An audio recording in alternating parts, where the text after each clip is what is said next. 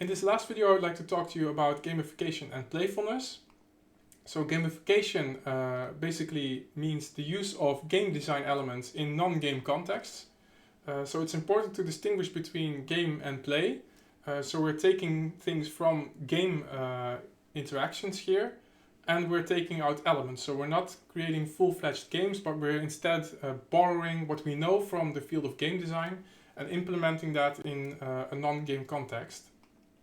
So if you look again at this model of all the topics we're discussing today, we basically covered the left-hand side of this model. So we talked about games and serious games, and we talked about toys or play.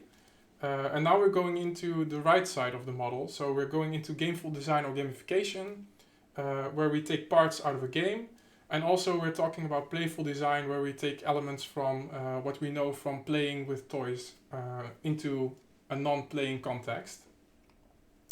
So the main goal of gamification is to create more fun, and as a result of that increased fun, more engagement, more time spent with serious everyday applications.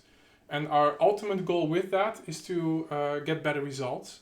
So if you would consider an interactive visualization, we could gamify that by giving people assignments or missions or quests to bring to us certain pieces of information or insights from this information visualization, and that would probably trigger them to spend more time exploring the visualization and integrating the data from it and presenting to us the findings, compared to just having them explore it themselves or perform routine actions with this visualization.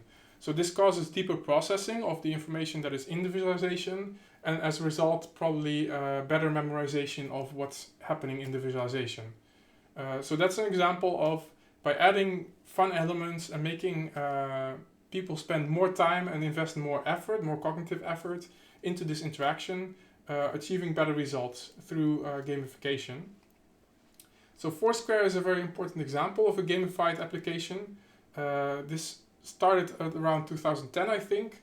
And you might be familiar with Foursquare as the app where you can find reviews about restaurants or also places to stay, and you can find where you want to go and what is a nice place to visit. And this has a very strong gamification aspect to it, because you can unlock certain badges by visiting particular places, and you can also become the mayor of a place by being the one that visits it most frequently or spends the most time there. So in that way, they try to stimulate people to go out and explore these new places and to leave reviews about them. So to provide data for the Foursquare system so that other people could benefit from these reviews. So it's a very smart concept because it really relies heavily on this gamification element, because otherwise people might not be stimulated to actually invest the time in going to new places and leaving reviews. Another example is when you're driving a car. Some cars have this built in. They give you an overview of how environmentally friendly your drive was. So you get a score on a scale of 1 to 100 on how well you were driving. And you also get some concrete tips on where you could improve. So for example, in this case, I score on acceleration, gear changes and anticipation. And then if I know that I'm scoring relatively low on acceleration, that's something I should pay attention to in my driving style in order to raise my score of more sustainable driving. So basically we try to make boring things more fun. Another example of this that you might be interested in is Chore Wars, where you can divide the different chores that you have to do within your household, and you can get points for completing them. They have kind of this leaderboard of who is best at performing their chores on time. So also trying to make a boring thing such as completing your chores more engaging and to kind of stimulate you to complete them more. So a really common application domain for gamification is the health fitness domain. So you might be familiar with a lot of these apps that try to stimulate you to be more active, to, for example, go on more walks, or to go running. So Fitocracy is an example, but also the Nike Plus app includes a lot of gamification elements, and also Zombies Run, which even has this whole game-like appearance to it. So this is a really commonly used domain for gamification. You can also see it on social media. It's a bit more subtle maybe because it's become so embedded in our social media activity that you might not even notice it anymore. But these karma points, for example, but also the likes that you see on various social media are also examples of gamifying these platforms. And LinkedIn has this profile strength meter, which also offers you advice on increasing the findability of your profile so that you can be discovered by more potentially interested companies. So it doesn't always go well. So I showed you a few examples of where gamification is implemented successfully. It also went wrong in the case of Disneyland Hotel, where they tried to get the cleaning crew to work harder and be more efficient by offering them insights into their progress and to install a leaderboard where you could see how well you're doing compared to your colleagues. And the idea was to stimulate a higher work speed, and I think they also succeeded at that, but it came with some drawbacks. For example, there were more incidents because people became more careless because they were aiming to reach their goals and to achieve their leaderboard positions, which made them work more, they worked faster, but they became more sloppy, so more incidents occurred. It created this kind of rat race environment where people were perhaps no longer colleagues, but more competitors. So people took this really seriously and they started really competing with each other. They started not taking care of themselves well anymore, so they started skipping bathroom breaks, which is of course also a disaster waiting to happen. And it wasn't a very inclusive implementation of gamification because not everyone had the same capacity to perform at the same level. So, for example, the pregnant workers were compared evenly to non-pregnant workers, which of course made it almost impossible for them to achieve high leadership or leaderboard positions. So that was also, a lot of side effects that weren't really thought through when they implemented the gamification here. There are some other pitfalls, for example, that by adding these badges and these game elements, you also introduce a kind of a childish look and feel, which means that it's not suitable for all application domains. So imagine you're working in the healthcare domain and you're making a really serious patient-focused application. You can't really implement all these achievements and badges easily because you have a very serious app. So it might destroy the image that the app has. People also don't tend to perceive games as serious. So they might take on this very game-like attitude towards your serious application, and they might not take the application seriously anymore. They might also start trying to cheat. So I think this also happened with Foursquare, where people were faking their GPS location just to try to maintain their mayorship status at a certain location. So once there are some real-world benefits to playing the game or the gamified interaction, you will see that people will try to get those benefits without investing the effort, so they will try to cheat the system. And what was a huge trend, especially at the beginning, so around 2010, when gamification first started, was the pointsification trend, where people thought they could just implement a point system, a leaderboard, and achievements in any random application, and it would be an immediate success. So that was kind of the inflation of expectations towards this type of technology. So this raises the question of, does it work? We've seen some examples where it clearly did work. We've also seen a few where it didn't work and some pitfalls that could potentially happen. And what we see indeed is that around 2010, when Foursquare became popular and was the first or the biggest implementation of gamification, that we were at the peak of this inflated expectations. So we saw the Foursquare situation and we thought this gamification is going to be a game changer. It's going to change the world. And it will work for everyone at any point in time and for every application. And you see in 2014, we were already on our way down and moving towards what is called the plateau of productivity. And we were estimated to reach that point right about now. So around 2020, 2025, we're supposed to reach this point where we know what the technology can do for us. And we know how to correctly use it. So we know how to apply gamification. We know what it can offer us, but we also know what it cannot do for us, that it's not an ultimate solution for all our problems. So it's a very interesting time now to actually step in and do something with gamification. because the technology is maturing right now. So this is also called the post-bullshit era, where we know that there is a lot of inflated expectations and we try to improve and apply gamification the right way. And there have been two important developments towards that. On the one hand, we're thinking more broadly now about what game elements we can take from games and implement in gamification.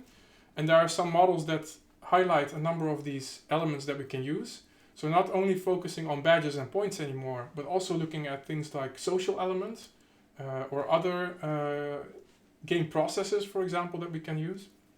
And on the other hand, we're thinking more deeply now about how to correctly implement gamification or game elements into these applications.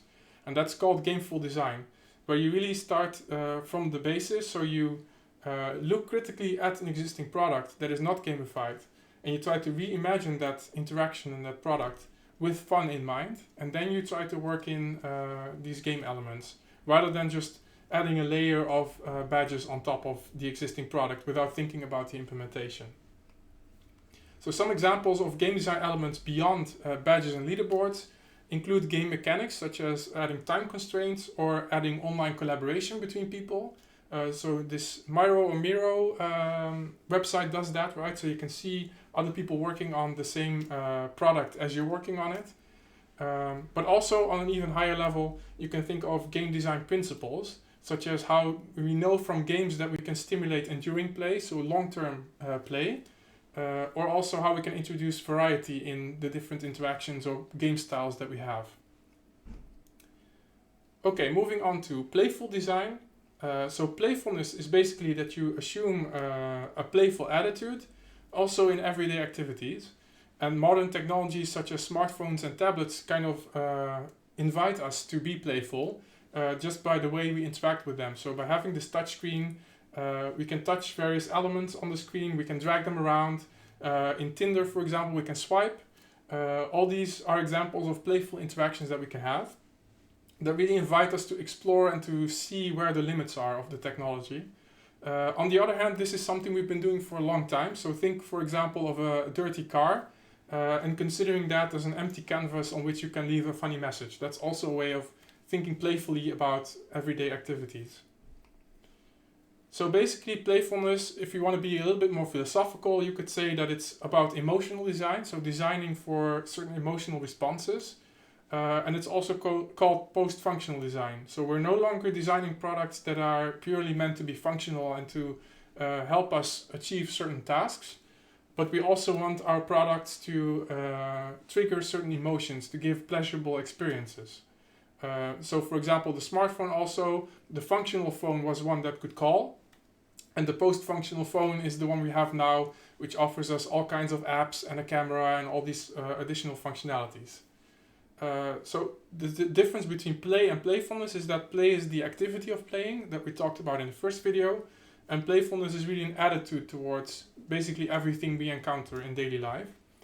A lot of playful things are also provocative, so they try to trigger discussion, they try to invite people to think reflectively about certain things, so they can be considered rather artsy as well. So an example of that is called Killing Spree by Zach Gage, who tried to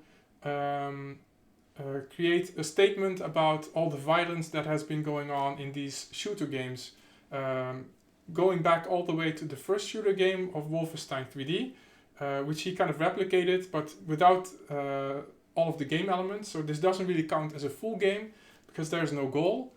Basically what happens is you get put in a room with 4 doors and enemies keep walking in. And what this was displayed at the exhibition, and what happened was when people entered the room, their faces were photographed, and these faces were put on the enemies to give kind of an identity to all these mindless enemies that you end up killing in all those games you play.